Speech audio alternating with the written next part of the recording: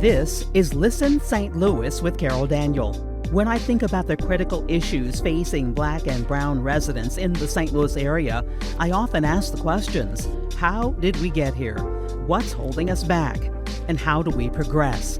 At 9 PBS, we want to deepen our understanding and change the narrative. Join me as I look for answers and discover solutions on today's podcast.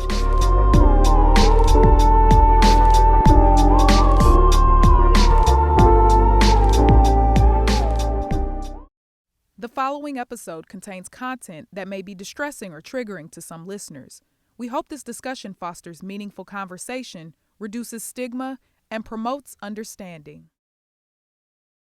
Today on Listen St. Louis with Carol Daniel, part 2 of my conversation with KFF health reporter Cara Anthony about her podcast and film called Silence in Sikeston.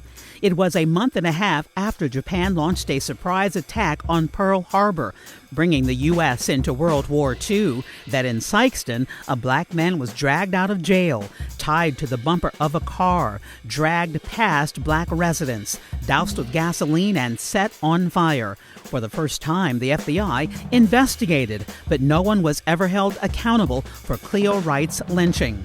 Today, Cara and I are joined by a therapist who will explain what racial trauma is, how it shows up, and how silence about a lynching or other experiences with racism does damage, even leads to disease. That's next on Listen St. Louis with Carol Daniel.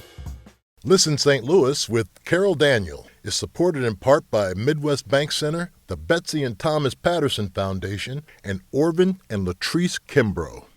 Welcome back to another episode of Listen St. Louis with Carol Daniel. We are so grateful that you have joined us. We're grateful to those of you who are now subscribers. And if you are not one, what are you waiting on? Just click that button to become a subscriber, and then you get alerts when a new podcast drops. And we also love the comments that you leave us. We read all of those. Our producers, our social media team, they read those comments, and often they read them before I do. And they're like, Carol, did you see? Did you see? This is a good one. This is a good one. And so do make comments. We read them. We ingest them. We sit in them. And for those of you who think, okay, here's a topic I think she should cover, because now you know how we roll here at Listen St. Louis. Please let us know. And like the podcast as well, and do share. Downloading is a thing that I know a lot of you do, because we all, frankly, have busy lives. And so you download the podcast and then watch it later. Okay, I'm fine with that. You don't have to watch it like in the instant that it drops. Watch it later. I'm good with that. Okay, but make sure you do watch, you do listen, and you do learn, and you do react. Listen St. Louis with Carol Daniel, a production of 9 PBS, and I'm so grateful to the team here at 9 PBS for all that they do. Bradley Rayford, our prolific documentarian producer, is behind the console, behind the control board right now. And so all these great shots you'll see, this great lighting you see, it's because of Bradley. Because that's how documentary film producers work.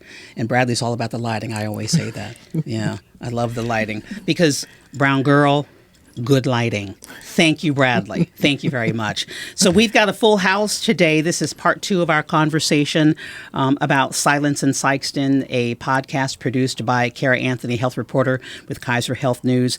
Last week was emotional indeed, perhaps even shocking for some of you. We wanted to go deeper this week, and so we're going to continue the conversation about Silence in Sikeston. But today we want to focus on the ways in which a growing number in the medical community do believe that racism, racial trauma, bias, bigotry, prejudice, microaggressions are in fact making us sick. I know there is belief, and I know there is disbelief. We are falling on the side of belief and exploration, understanding and awareness, and then what do we do with this, right? And so this could be another difficult conversation today on Listen St. Louis with Carol Daniel. So we encourage you to be aware of your own body, be aware of your own breathing, be aware of the tension you may in fact feel. Give yourself a break. Tears may flow. We've decided to keep a box of tissue on the set here at Listen St. Louis with Carol Daniel. So be aware of yourself and your own feelings about the conversation you're about to hear. And I want you to, if you feel any level of anxiety or distress, especially if you've already been diagnosed with anxiety or depression, if you've already been diagnosed, if you are even seeing a therapist right now, or you want to see a therapist, is something that you want to do in your life, this conversation may hit you a little differently. So be prepared. You can walk away, hit pause, come back and listen later. I want you to go get a drink of water, maybe walk outside, open up the shades, let the sun hit your face, give yourself a moment. Take a deep breath. That wasn't a deep one. That's not how you do it. Let's do it again. And hold it.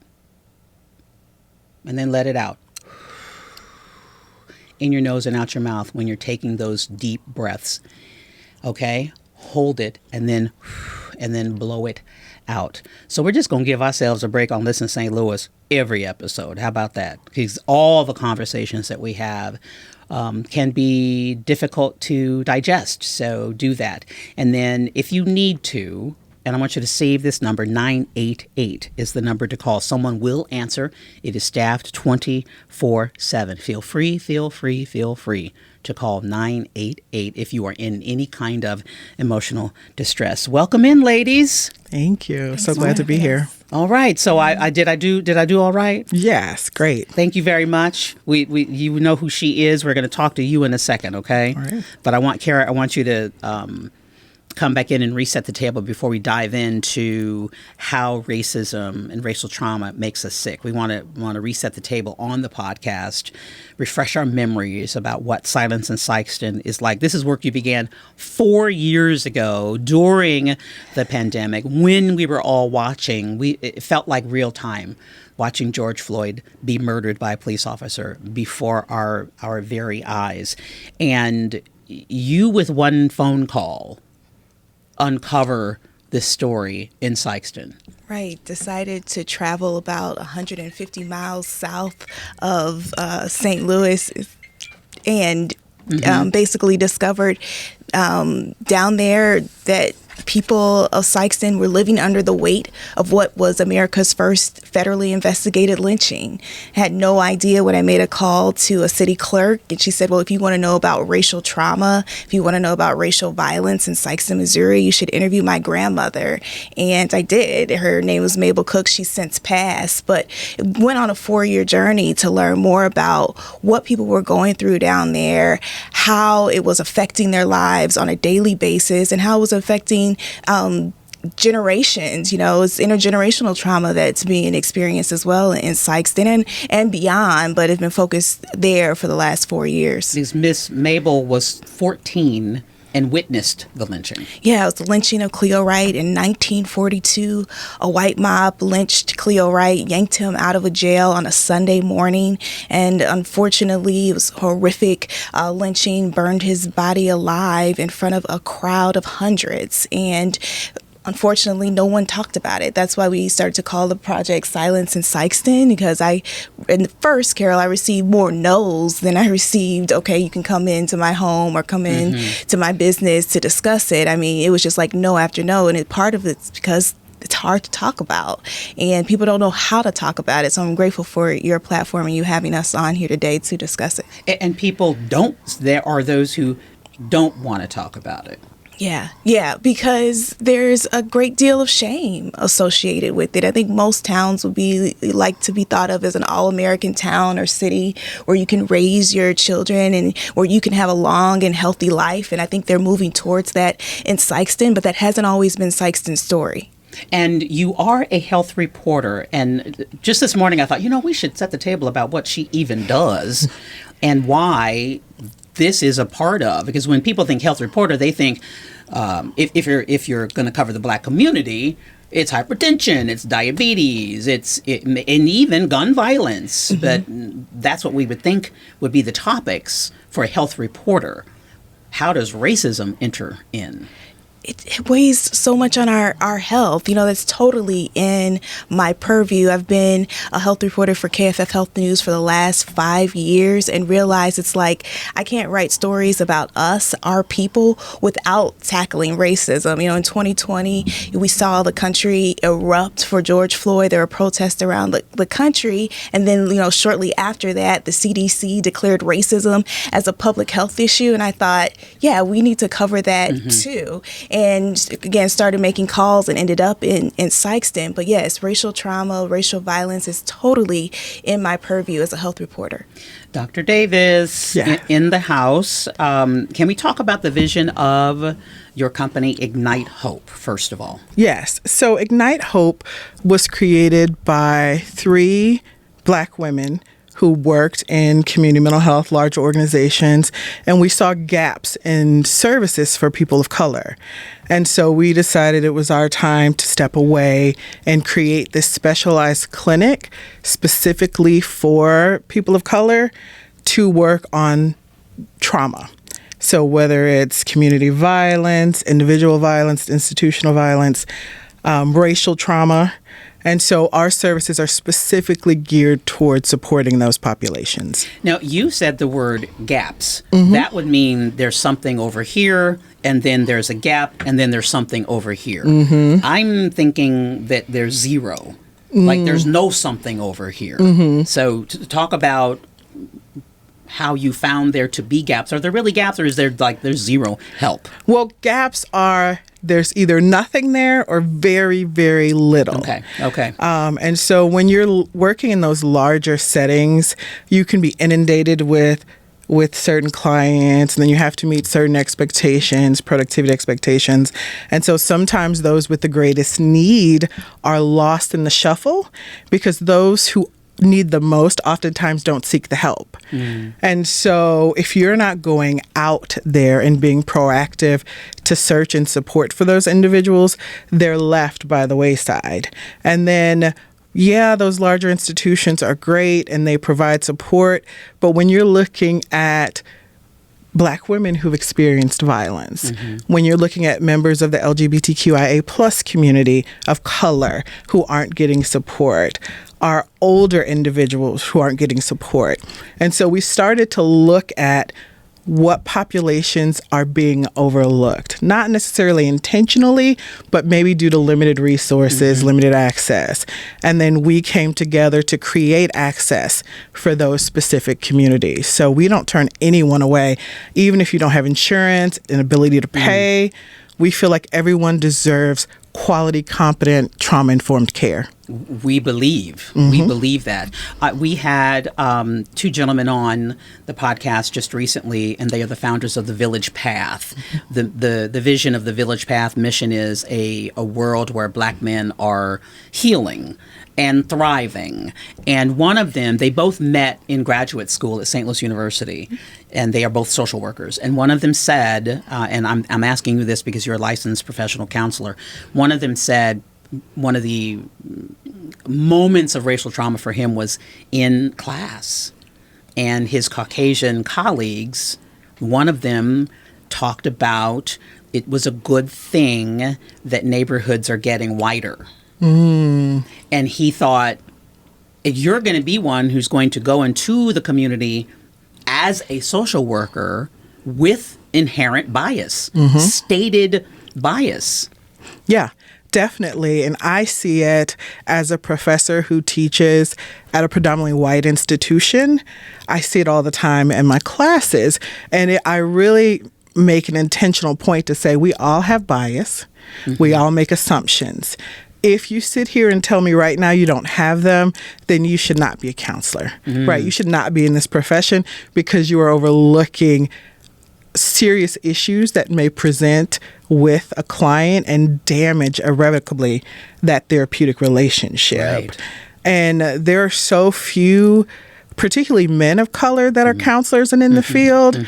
I had a student say to me, hey, Dr. Davis, am I the only Black man that's in this program? And he asked in class, and I said, you know what? I don't know. right? Because he was the only black male student that I had You up didn't in want to say yes? Well, he was the only one at that point. I got it. And Okay. then when I taught another class, there was another. And so I told him, I said, hey, there's another black male in this program. But 2 out of the many, many that need support is not going to get the job done in our community. So there are 2 facets to this, clearly, Cara and Dr. Davis, that the professionals who serve us need to serve us well but aren't. And then those of us who need the help, which I believe we all do, we either can't get it, think we don't need it, or get it and have a bad experience because of that lack of cultural competence.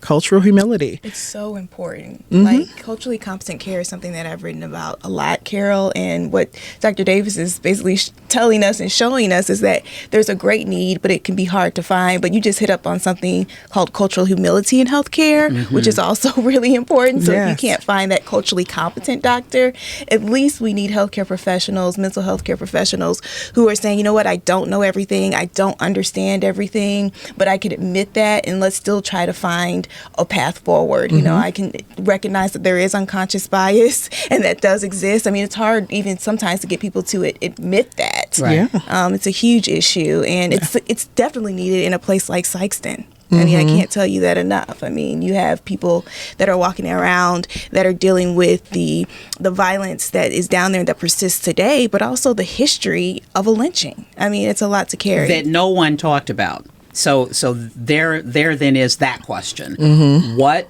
does, and I love the title of one of the podcasts, Hush, Fix Your Face, which is those 2 things we say. Hush. You better hush. Right. You better hush. Right. Or, girl, you better fix your face. My mother would, don't be in the store and be upset because you didn't get X, Y, and Z. You better fix your face. Right?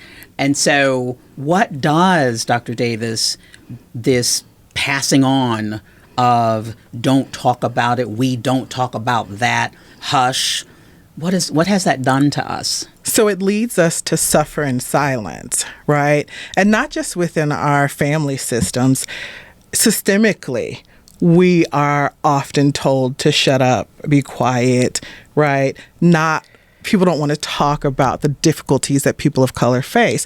So we sit here and it compounds because it's not going away. And then it becomes multi-layered, which is this complex trauma or complex racial trauma. Because the incidents continue to happen, we remain silent, we don't get support, and then internally we start to have a lot of physical health symptoms as a result. I don't think people realize the physical impact that emotional and racial trauma has on the body. I feel like we could take racial trauma out of the sentence and put in rape or molestation and just imagine if you were, and then many are, keeping it to themselves. I will never forget, Cara, another story for you, possible story for you, that I want to say Memorial Hospital has a particular program that is free, and they target seniors with mental health care. And the majority of seniors coming in are men who are for the first time in their 70s and 80s talking about being molested, something they have kept their entire lives. So if we take out racial trauma and put in molestation or rape, maybe we all could admit that the silence was damaging. And you actually then, in one of your podcasts, people are going to hear the conversation with the daughter, Cleo Wright's daughter, because at the time, Cleo Wright's wife was pregnant when he was lynched.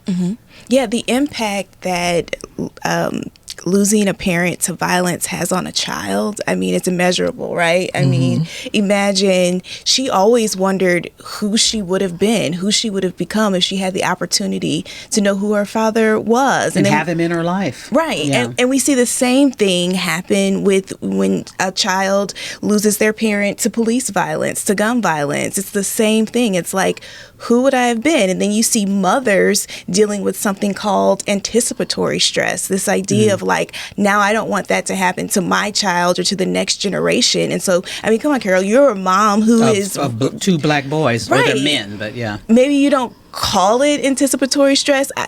My first time hearing that term was from a pediatrician named Rhea Boyd, who taught that term to me while we were making the podcast. But I totally felt that. I'm like, yeah, it's like we're always waiting for the other shoe to drop. You know, one thing Dr. Davis talked about was vicarious trauma. It's also a huge issue. It's like, could that be me? Could I be next? It's something that we think about. I don't see Cara as somebody, and I live in a rural part of St. Clair County. And I do not see anybody riding a bike on those roads without feeling something. Because when my 28-year-old, he wanted to ride his bike. When he was a teenager, he wanted to ride his bike. And I would not let him. Because all I could think of, and we had seen, I didn't see Confederate flags, but I saw lots of gun racks. And I could hear people I could hear gunfire. Right? And they're just people with their rifles or their whatever. I don't know what kind of weapons they were, but I could hear the gunfire. They're just target shooting. I have no idea, but I can hear it.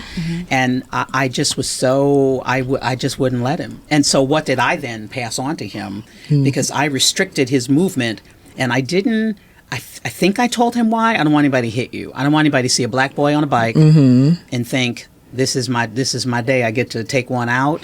And I would not let. I'm like, you could just driveway in the sidewalk is your domain, baby. Yeah. So you passed that fear on to him. I did. Yeah. Now he's in Chicago. He don't care. But so he.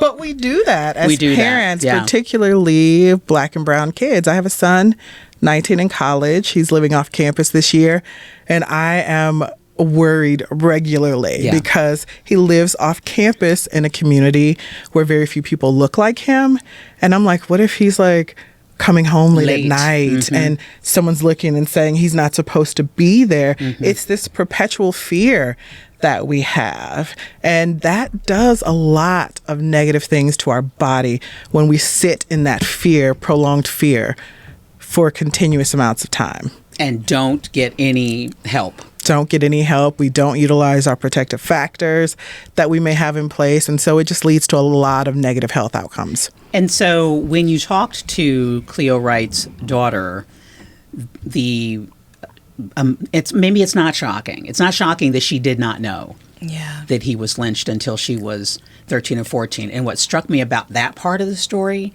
is that her grandfather takes the article out of his wallet. So he is walking around with this newspaper clipping of his son's murder in his wallet. And then she doesn't know until she's 13 or 14.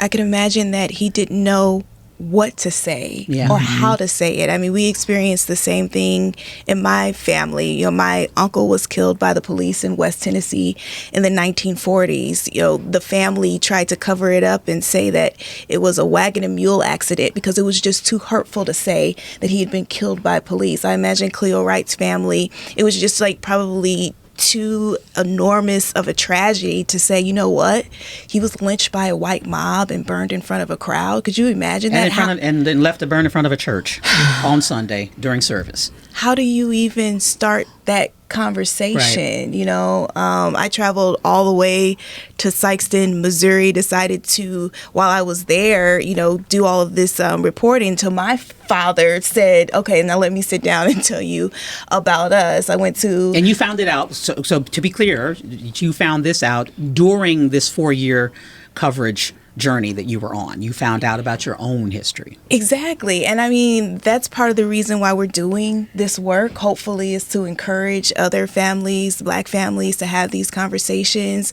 But it's like we need a starting point. And a starting point is oftentimes a conversation, a difficult conversation. We might not always have the right language or the perfect wording, but we need to start talking because these are huge issues. Even if we don't realize that we're being affected by them, we are, because it's informing how we're raising our children. What shame and fear are in the same basket here?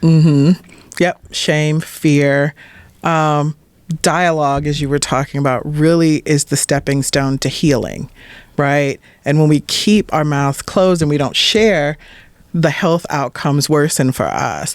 And so that's why starting to have these dialogues and this conversation is so important, because it's the catalyst to heal. And so that's something we really have to be mindful of and have hard conversations. What does, and this is one of the goals of Ignite Hope, expanded and comprehensive support. What does that look like? Yes. The therapist on every corner, more Black people in being educated in the field. Is that a part of it? Yes. So we call ourselves an agency without walls. We have a brick and mortar location, but what that means is we will come to you, because sometimes we don't know what it takes for someone to get to a location. We don't know what obstacles they've had to face. And I've seen over and over where individuals are turned away because they're 15 minutes late for an appointment or 30 minutes late. We do not turn you away, because if you made it here, then we're thankful that you're here and we're going to support you along the way. And if you can't make it here, we go to you. So all of our therapists are trauma trained. And so we believe in being trained in at least 3 evidence-based modalities, meaning there's research out there that says these interventions work for this population.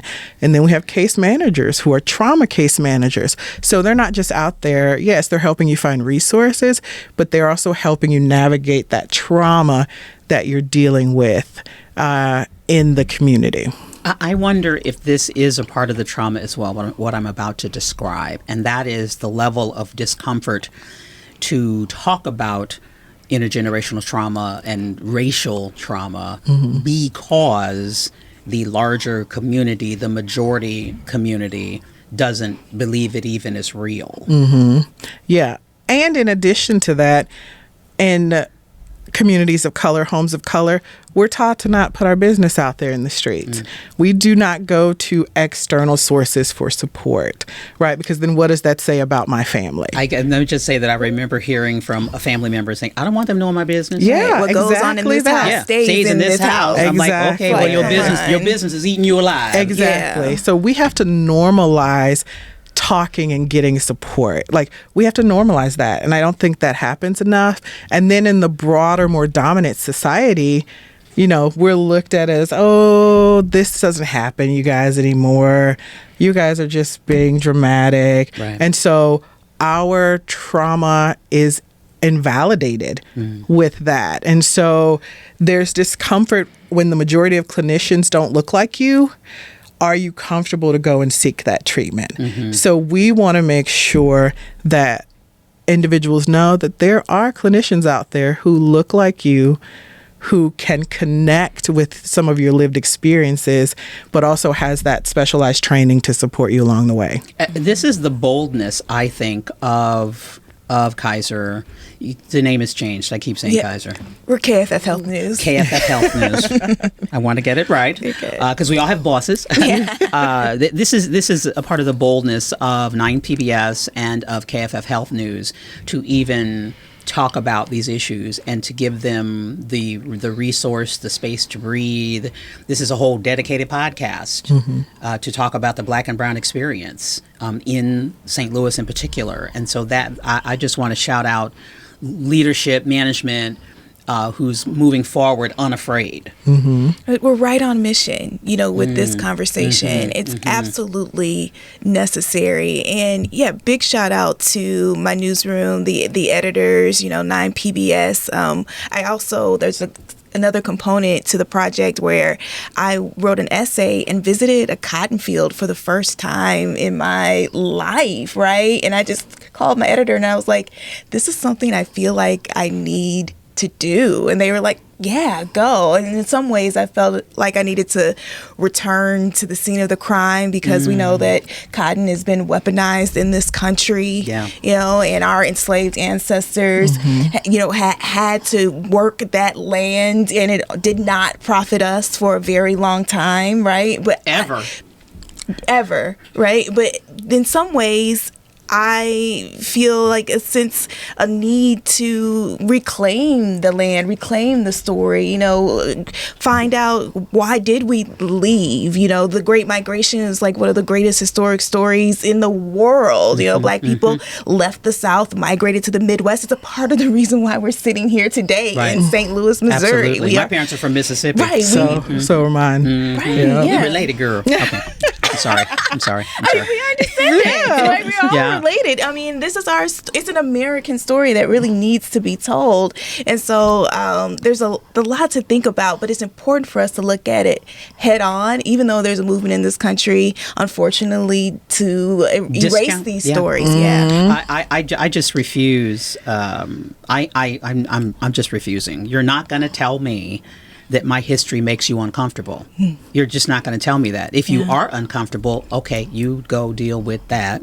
Go deal with your discomfort. But what happened, happened. All the things that happened, happened. My father's service in the Army, what happened with the GI Bill, that white men can go to college and black men, you can only use it at a white university, and then you won't let me in the white university, so I can't use it yet. What happened, happened. What happened to black farmers in this country at the hands of the United States government, the USDA, it happened. What happened on Black Wall Street, which is not the only black self-sufficient town that got burned to the ground on a lie or a rumor or a myth, what happened, happened. Yeah. And if I have to live and be uncomfortable with it, you need to just deal with your uncomfortable behavior, your uncomfortable memories about it. Yeah. Even looking at the healthcare system and going back, right? Women, black slaves were worked on without anesthesia because it was felt as though black people don't feel pain. Yeah. Right. And to this day. And so that has been ingrained societally, that we don't feel pain. We don't suffer in the same way. And so what are you saying about black people when you say that? You're saying that they lack humanity. They lack compassion. We're not human. We're not human. Right. And that's a false narrative, but sometimes that becomes internalized and we are silent. Right. And we keep these things to ourselves when we should be speaking out. Right. Because when we don't, people forget. And then that's why all of this racial trauma continues, because people forget and continue to perpetuate behaviors from the past. Which is why we and I'm so grateful, we changed the set here to reflect, these are all black and white photos of St. Louis, the way that it looked at one time. And it is just as a reminder that we existed then, we had experiences then, we had love and loss and success and failure and fears and realized dreams and false hopes. We had all of it. We had the entire human experience. We always have. We are human. Yes. And we're going to act like we're human. And my husband, I use this all the time. He has said, "What lie are you believing about yourself?" And to that I said, well, who told the lie? And what is the lie that I now believe about myself? That because my skin is brown, I'm not as pretty as the skin of someone because my hair is not blonde, I'm not as attractive. What is the lie that you believe about? And that right there is racial trauma. Yeah. And it's compounded. And it can be microaggressions, whether they're intentional or unintentional. It's not about the intent. It's about the impact. Right. So, as a black woman who has a PhD in an educational setting being told I'm articulate, right? That's a microaggression. Yeah. Because what else should I not be at this level? Is this a shock? Yeah. And I heard it 3 days ago from a young black girl, and I wanted to, if I hadn't been hosting an event, I would have sat her down. We'd had a whole conversation about why you why you describe me that way. Yeah. Yeah. We call it death by 1,000 cuts. Right. That's what a microaggression is. Over time, that builds up. And it's so necessary for us to pay attention to those stories and to realize that, yes, I am being affected by this. And you have to educate people on that, because even people who are the recipient of the microaggression don't always know that that's what's happening, don't have that realization. And so there's different levels to them. There's micro assault. That's that blatant calling someone a racial slur in your face, like, I mean to say this to you. And then there's the insults where they may not realize it, right? That you're articulate, that's an insult. But then those invalidation, that's a third type, is where we are not looking at someone's experience as valid. Like, oh, you're just being dramatic because, or that's just your anxiety talking, or as a Black woman, you're just being extra sensitive. And we're invalidating the experience of those individuals that are telling you, this harmed me, this hurt me. And you tell them, no, that's not true. It didn't hurt you. And it is through a racial lens. Through You're a racial- looking at me as a Black woman. I was told by someone, if I name the name, you'd know this person. And they said, your children are so well behaved. And I said, because your girl's witty and a little bit cutting. My response was, well, yours are too. And he was so moved. He was shocked at my response. He was shocked. And I thought, okay, see what you're feeling right now. I want you to sit in that. Like, why would I tell you that your kids are well behaved? Like, are your kids, or yours are supposed to be well behaved? Like, it's a shock that mine are well behaved. That's what you got in that. That's what you got in that. And then it can happen too in healthcare and policing And education. and education. Oh my gosh, I mean, yes. And government and banking. Across the board. Name That's- the institution. right, and that's why It's institutional systemic. change is so necessary. We talk about that in episode 4 of the podcast. I mean, we're not going to get anywhere without institutional change. Right. I mean, there's a hospital that we highlight in Boston where there were women coming into the hospital, Black women, Latinx women, who needed specialty care for heart failure, but unfortunately, because of unconscious bias, they were being turned away. You know, in policing, Black men have a 1 in 1,000 chance of being killed by the police. This is largely because of unconscious bias and sometimes just straight up bias in policing. I mean, it's all over the place. And systemic, I know that, again, this is another part of the debate that does systemic racism exist? And there are those who say no. And if we look at the statistics, stroke, for instance, that Black people are not, our signs and symptoms are not seen as a stroke happening. And so then you don't get that life-changing medication in the first 20 minutes. Yep. And if you don't know how to advocate for yourself or have the background or knowledge, you're often turned away. I went to an emergency room and waited there for 4 hours just to be told, no, you're good. These labs show this. I said, well, then why did this show this? And I was like, look.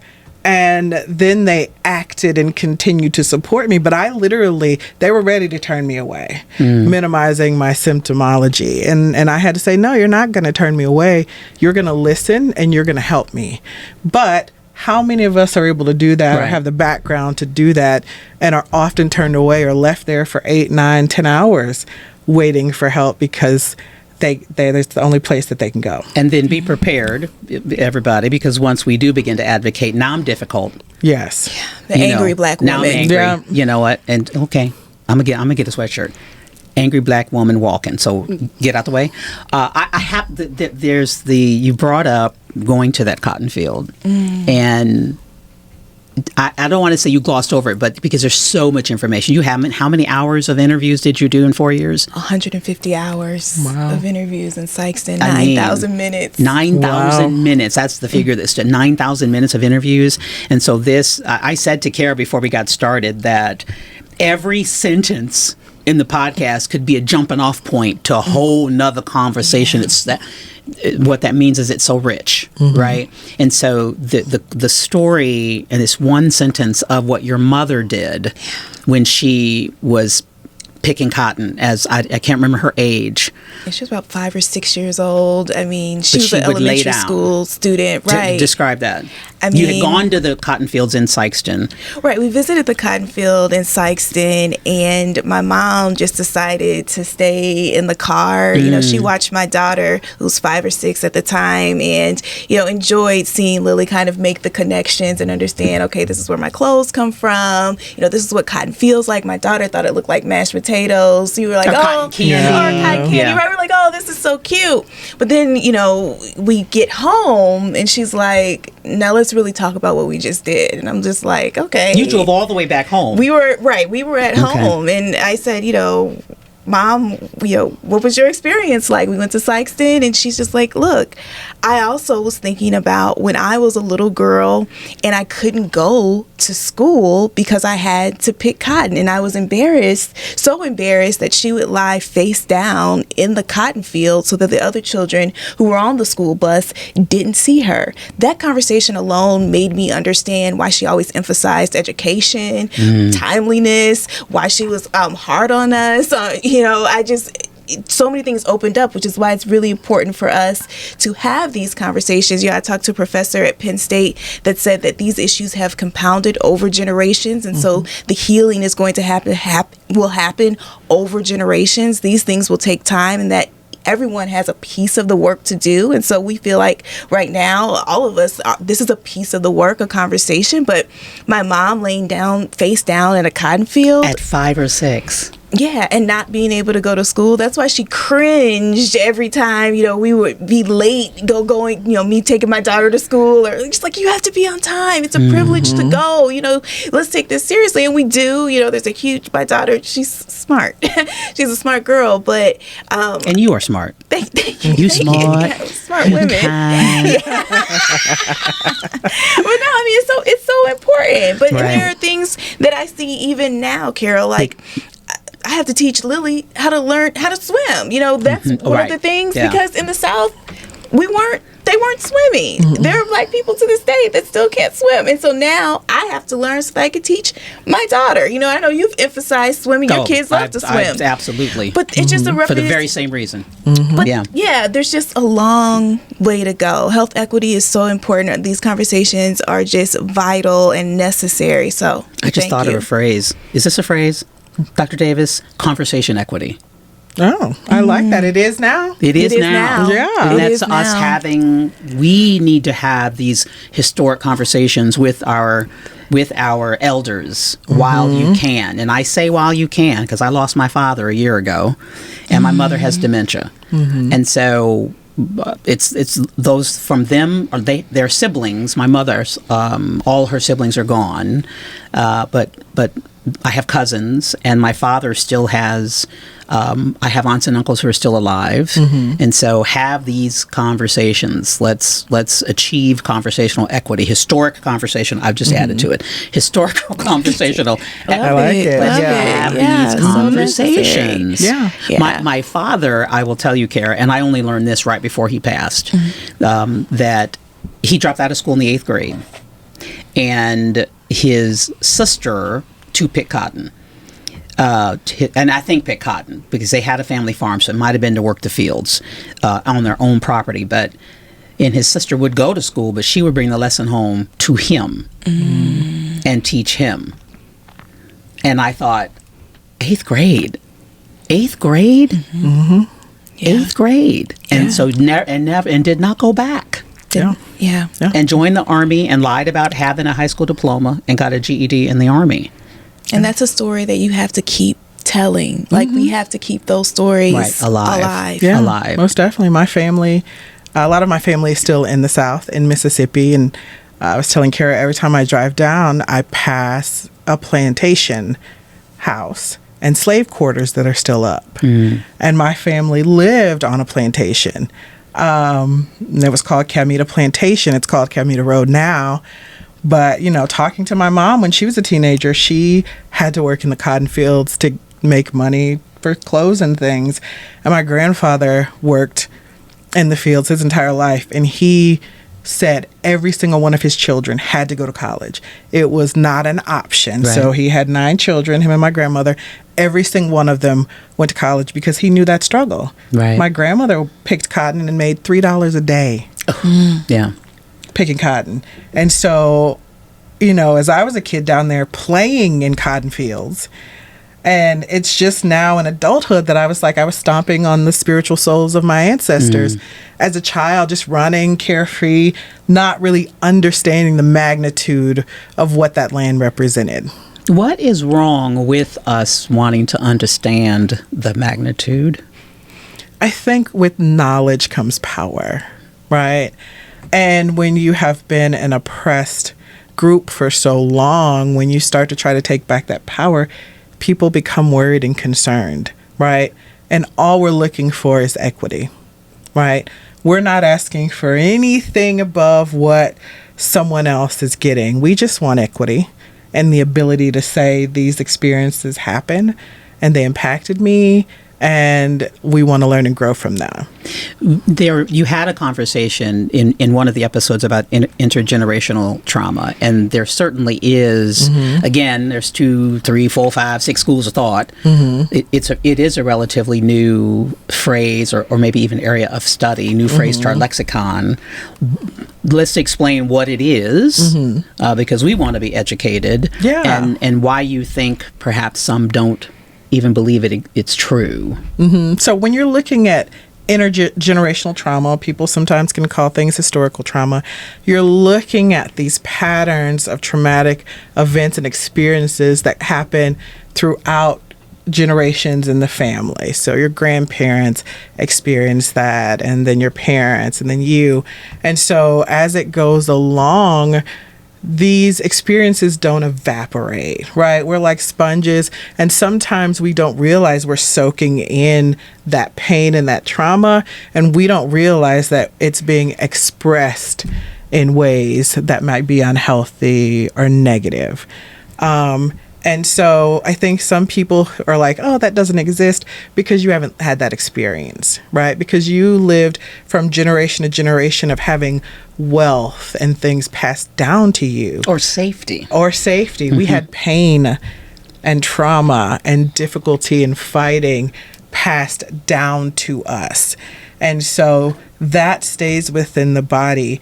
And I can't look at someone being killed or a video of someone being abused and not have it impact me if it's a Black person, because there's a kinship that's there. And you don't have to know the person to feel that deep within your soul.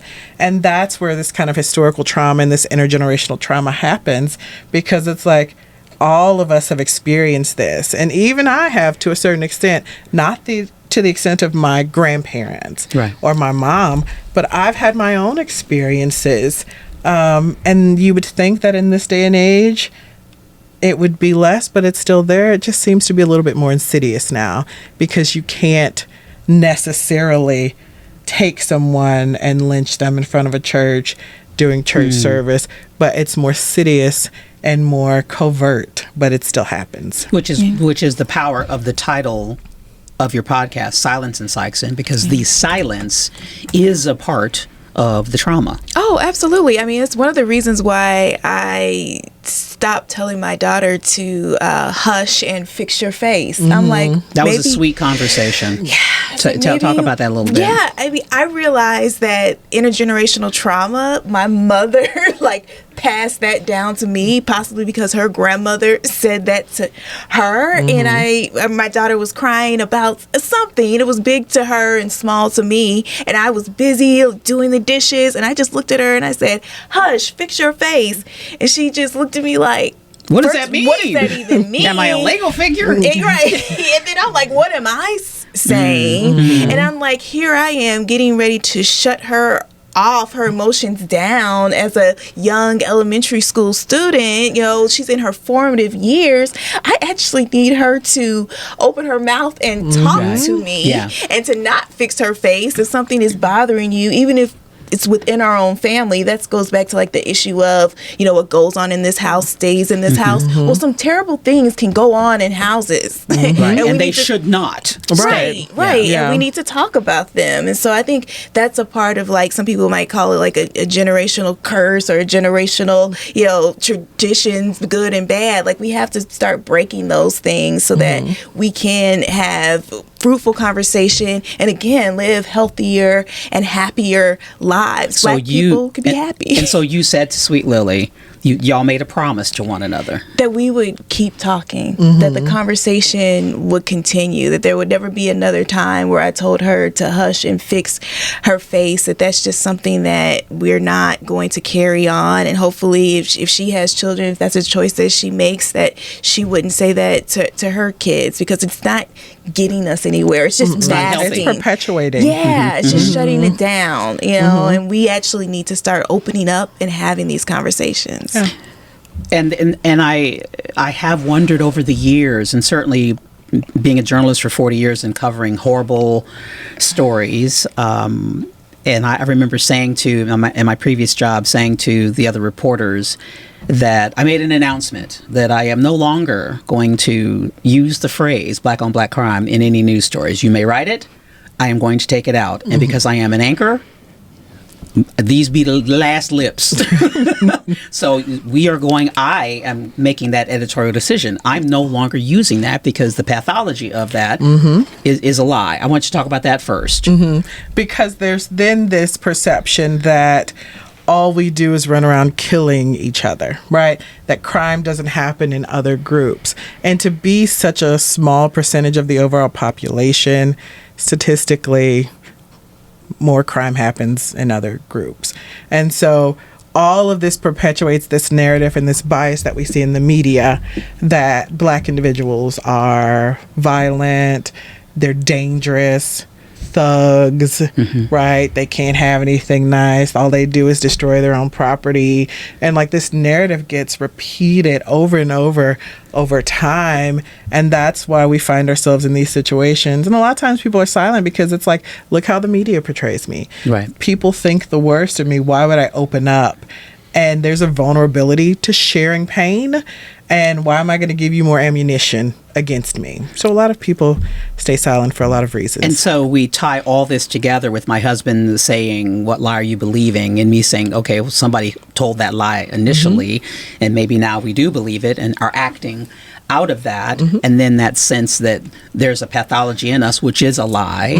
And the question then for me, are we at a point, it's never too late. No. It is never too late. But because some of these things, because of silence in Sikeston, and it could be silence in Sacramento, if I could do the alliteration, silence in wherever, everywhere. St. Louis, everywhere. Silence in St. Louis, where we have not talked about and taught ourselves because out of fear. Like there's a reason they dragged Cleo Wright's body took him from the jail in the white town, dragged him through the black side of town. That's what they always did to show you Black people that this is what happens if you speak up. If you speak up. Right? If you, ask for more, because you should be happy with the crumbs you've gotten. What you got. Right? Like, we've allowed you to remain here. We've allowed everything you have. It's because we've allowed you to have it. Out of the kindness of our hearts. And so it's not too late, but now there's much more to unpack because we have intergenerational trauma. Yeah, it's multi-layered. And so where do you start with it? Obviously, dialogues within the family are important. Having conversations with mom, dad, grandparents, cousins to get a better sense of that pain. Because sometimes we think we're so far removed from it, right? Because my grandma experienced this a long time ago, but I'm experiencing it too, just in a different way, right? When I go into a classroom and a white professor is teaching multicultural and asks me to speak Ebonics for the class. What? Yes, this is an experience I've had as a professor. I was going in there just to, drop off something, say, hey, I was new to the university. And he's like, hey, this is Professor Davis. She's one of our new faculty. We're just talking about different dialects, and everything. Could you give us an example of Ebonics? I was so, and this culture of silence, I was so taken aback that I was stunned silent. I did not in that moment, and I will always regret this moment because I still feel it to this day. And I just was like, did he really just say that? And when I said, I don't speak Ebonics. Oh, come on, just give us a little bit. Oh, he came back. Yes. And it was like the most humiliating and degrading experience coming into the field. I was a new professor. It was my first semester as a graduate professor.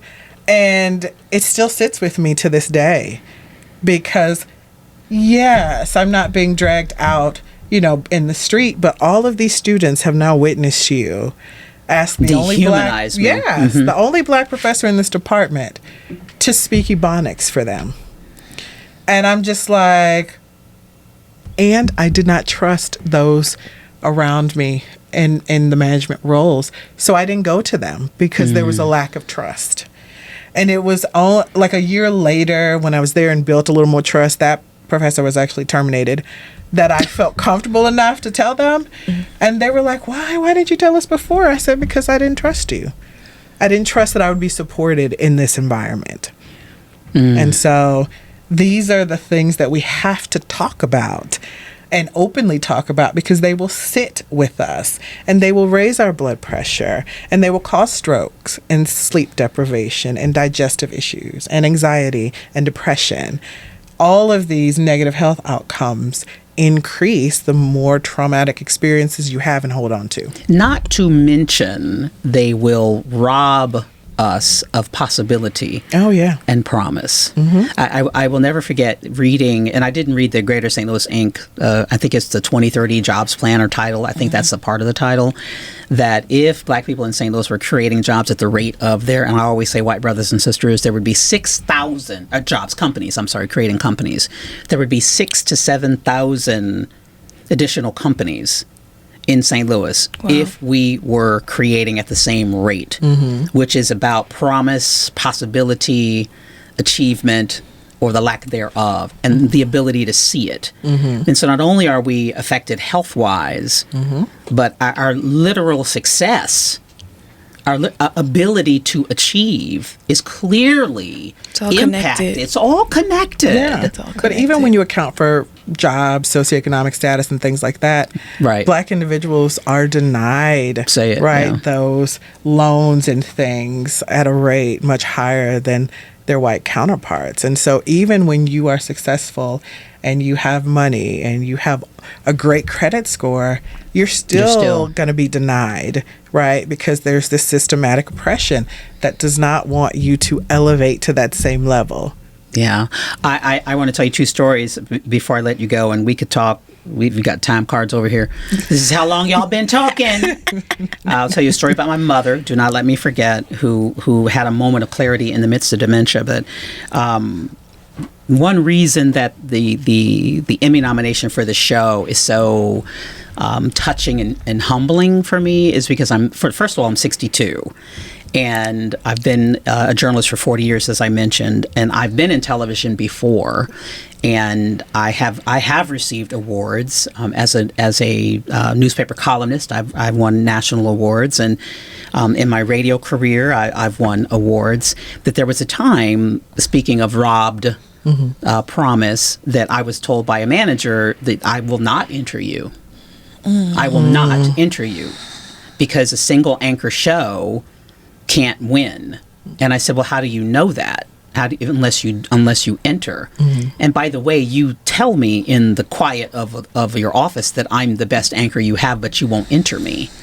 Wow. You won't enter me. Yeah. It's 15, 20 years ago. And clearly that still sits with me. You know, should I have? And then of the years I was in television, another station here I never was entered.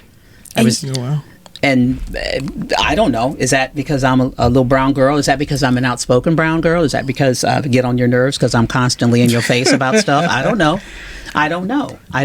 But the beautiful thing, I just want to say, Carol, the beautiful thing about that is that you didn't let that silence you. You didn't quit after that. And that's the beautiful thing about being Black in America. We always find a way to rise. Now, we get tired and we need to take our breaks. It's exhausting. Right. We addressed that episode 4 of the podcast.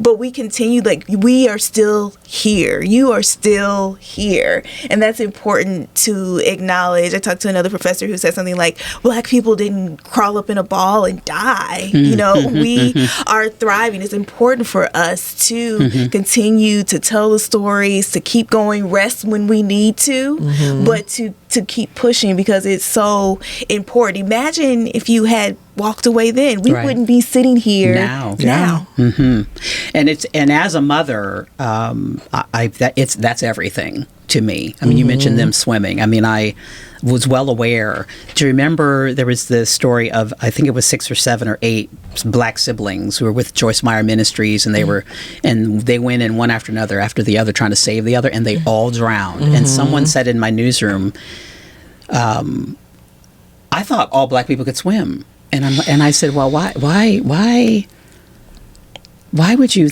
And we all have, so many of us have had these moments of, now I am the professor of African American history, which I have no degree in that. And so now I got to teach today. I did not come here to teach Black history today, but here we are. And I said, why do you think that? Well, I don't know. I just thought that I said, you assume that. Why would you assume that? And the truth is, and then we go into swimming pools and we can't swim, Jim Crow and draining pools because Black people get in. I mean, we get into all of that, and he's just, I don't know if he was moved or not. I don't know.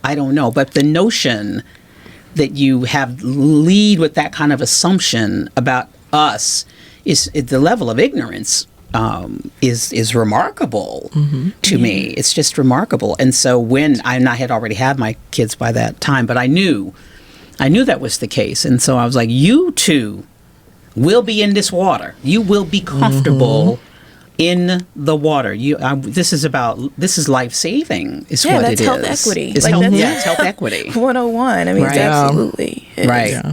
My children had to learn to swim as well. They didn't like it. Well, one loved it. The other did not like it. Yeah. So last story, and the hypervigilance is something. Describe what hypervigilance is before I tell the story. It's essentially like this startle response where you're always kind of on edge about what's to come, right? So it's more of this hyper-aware state that you're in all the time, and it can cause damage over time. But it's common, and it's a common trauma response. And you and Cara, in one of the episodes, you end the episode, and I think this is really the episode after the Cottonfield visit, and you and Lily promising each other that you'll talk, that talking heals. Yeah, I mean, look, the talking definitely heals, but we deal with I can't talk. Vigilance. Vigilance still. It's a little bit easier for me to say, use the terms like anticipatory stress. I mean, it's the same thing.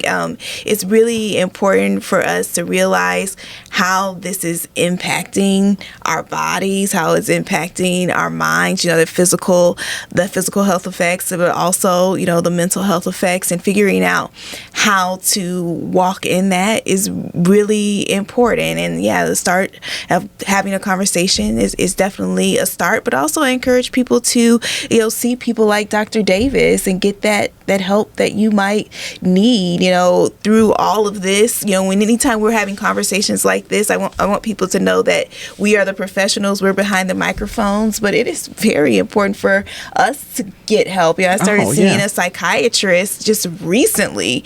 You talked about a therapist needing a therapist. It is very important to do all of the above. I think will make people healthier and happier. Because you sit and you listen to stories of pain and trauma every day as a clinician, and then you start to develop this secondary trauma or vicarious trauma, and what is your outlet? And so when you don't have one, I think every therapist needs a therapist.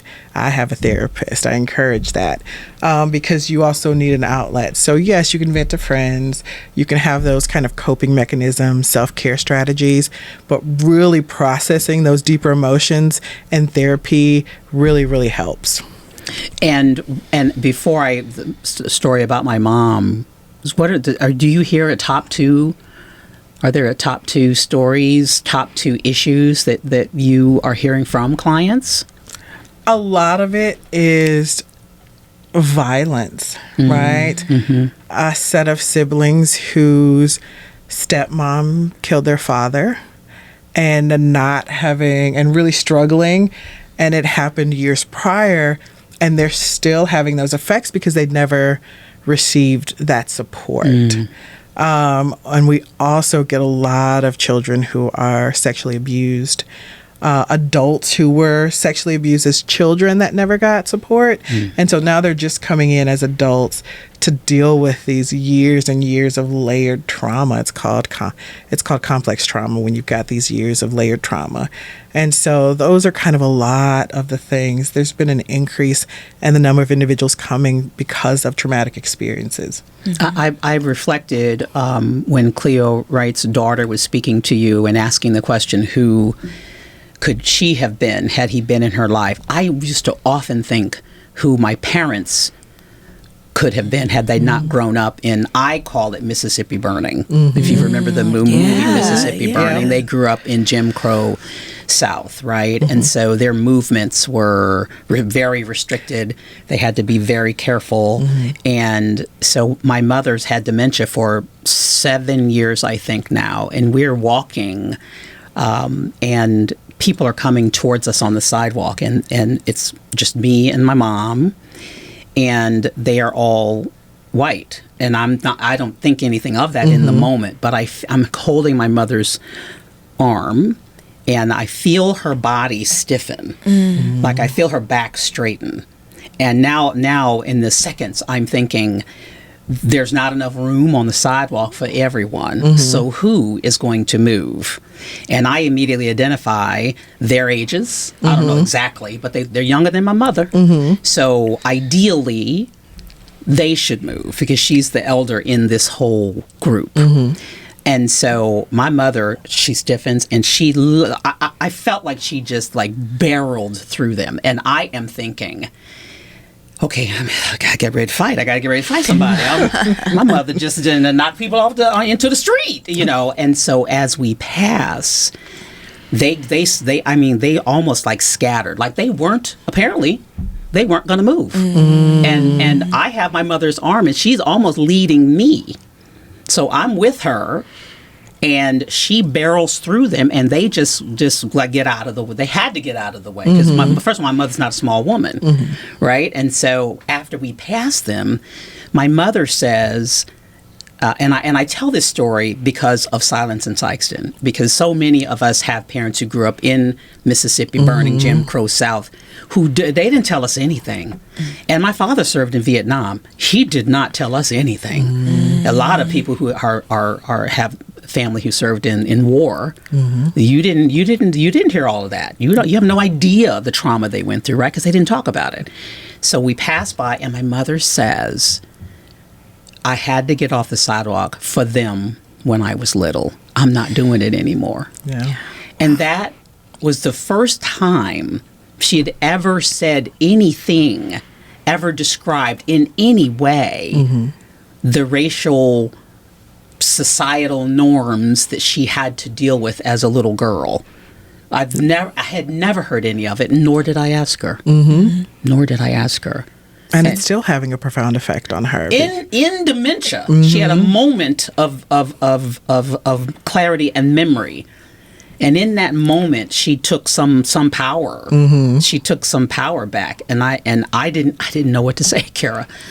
I'm first of all, I'm thinking, I'm looking over my shoulder, like, are they coming? Are they? Because a girl will fight. You're gonna defend your mom.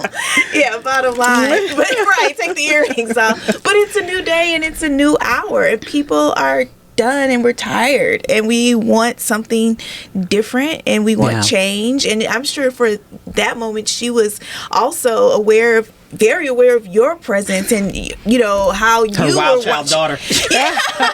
But she could have easily reverted back to that experience from childhood and wanted to live it differently. She could have gone around or stepped to the side, but she's like, no, not again. Not again. And I think that's powerful when you have those moments that your mom had where you're like, not again. Yeah. Not going to let it happen again. Not anymore. Not anymore. And to Silence in Sikeston, not anymore. Not anymore. And the way to not anymore this is to have these conversations, however uncomfortable or embarrassing. And we shouldn't be embarrassed, but maybe there is that, Oh, definitely. I mean, some people don't even we've said the word trauma how many times. I mean, it's hard, but we have to create these safe spaces like we're in today so that we can heal. There is a path towards healing, and it's going to look like different things and for different communities. In Sikeston, they want a marker possibly to honor Cleo Wright and what happened to them there, but they also want institutional change and for policing to get better and to see more Black and brown people in positions of power down there and across the country. I mean, we still have a long way to go. There were moments in our conversation I thought, man, I thought it was 2024. Progress has been made. We are hopeful for the future, but definitely there are some steps forward that we still need to take. Absolutely. And we are worthy of all of those steps. Thank you, Dr. Davis. Thank you for having coming me. in. Thank you so much. And Cara, it's always good to see you. Likewise, Carol. I've watched her grow. She was just a little... And now she's like this award-winning somebody. She's amazing. She's amazing, and as are you. Well, thank you so much. And people can, if it's not Ignite Hope, it's somebody, some therapist. And even if you don't want us, you can call us and we can give you resources wherever you are in the community, right? Because there's enough need to go around, is what I say. Yeah. So if it's not Ignite Hope, it can be anyone else, and we'll help you find that support. Absolutely. Cara, I know you're working on so many other things, but thank you for this work. 4 years of effort, and it's a beautiful piece. It's an incredible podcast. There is a film as well that people can find wherever you get your podcasts. It's on YouTube. Yeah, I encourage people to check it out. We call it Silence in Sikeston, but really I feel like now people in Sikeston are breaking the silence. They feel safe enough now to talk about these issues, and hopefully the conversation continues. Because it will continue, because KFF Health News and 9PBS are in partnership. Yes. And we are going to, in a variety of ways that we are discussing right now, this partnership is going to yield more fruit. And so you will be able, we pray, to come and gather and talk about these things. So this conversation is not over, and the effort to talk and to heal is central to this podcast. So it's definitely not over. Yeah, it's just the beginning. Just the beginning. The beginning. Thank you again for your work. Thank you so much. Thanks for having me. And healing means that something's not well. And we clearly, as Black people, wherever you are from in the diaspora, in the United States, clearly we are not well, and we're not as well as we could be or should be, and certainly as well as we want to be. And that's not just about gun violence, and it's not just about domestic violence, and it's not just about physical violence. It's not about that. It's only that. It is also about our possibilities, our vision for ourselves being stunted, that we don't see ourselves fully. We aren't fully realized in all of our hopes and dreams. And that's why conversation is so very important. That's why healing is so very important, because imagine, we had a previous guest on, Karan Bolden, who said his therapist told him, imagine how much further you could go in your life if you would unpack all of the trauma that you've been carrying. You've been this successful carrying the amount of trauma that you have. Imagine if we unleash this trauma, if we get rid of it, if we examine it, unpack it, bury it. Imagine how much higher we could fly. Imagine that. I'm imagining that, and I can see that, because the therapy, the healing, it is available to you, and you are worthy of it. You're worthy of every good thing. I'll start preaching in a minute, so let me stop. You are. You're truly worthy of every good thing. And I thank you so much for listening to this podcast. There are many, many more. You should just go to 9pbs.org. We have many, many more conversations about how we got here as Black and brown people in the St. Louis region, and what we need to do to progress. And one thing we know from this conversation about this incredible podcast, Silence in Sikeston, one thing we know we need to do is to talk about it. And that will lead us to greater progress and greater healing for sure. Make sure that you subscribe. Make sure you like the podcast and share it. Leave us your comments. Let us know where you are watching this from. We've had listeners in London, New York, Dallas, because I got family everywhere. So let us know. Make sure you leave those comments. And if you have a topic or person that you think we should talk to, we'd love to read that as well. Like, share, subscribe, download. That's the other one. Thank you so much for joining us for another episode of Listen St. Louis with Carol Daniel right here on 9 PBS.